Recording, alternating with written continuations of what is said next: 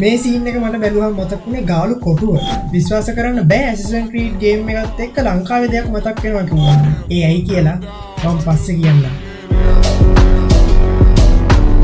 මේ ඇසිසන් ක්‍රීඩ් එකේ මුල්ම හරිය. අලුතෙන් අපිට ගේම් එකේ දකින්න පුළුවන් දේවල් ටිකක් මම එකතු කරගත්තා. උනාටු වෙලාවක සින්දු කියන්න බෑ. ඒ වගේම ෆාස්ට් ට්‍රැවලින් කරන්න බෑ අපිට. ඒක ඔක්කොම මැනුවල් තියෙන්නේ. ඒක ටිකක් අපිට රියල් ෆීල් එකක්. ඒ කාලේ දඬුවම් දෙන විදිය. Like many of you, I came to the West Indies for a better life. It is my view that historically accurate වෙන විදියට recreate කරලා තියෙනවා. ලොකු කුළුණකට නැගලා map එක update කරද්දී දකින්න පරිසරය ඇත්තටම ඒක හිතට වදිනවා.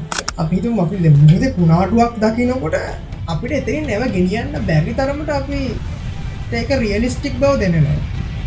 මේ වීඩියෝ එකට ස්පොන්සර් කරන්නේ Kivro Games. Kivro Games ලා හදලා තියෙනවා Weathering Waves කියලා open world action RPG එකක්. character design level එක insane. ඒගොල්ලෝගේ character breakdown එකක් මම ඉස්සරහට add කරන්න character breakdown එකක් මම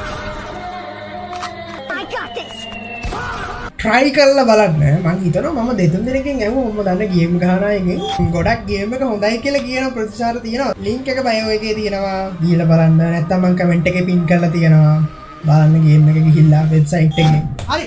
මේ යටත් කරගෙන ඉන්න දූපත්වල සටන් කලාවක් පුරුදු වෙනවා දැක්ක සමහර තැන්වල.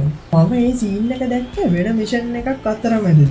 මතකද මම මුලින් කිව්ව දේ? මේක තමයි ඒ. හිතලා බලන්නකෝ. මේක හරියට ගාලු කොටු වගේ හිතන්නකෝ.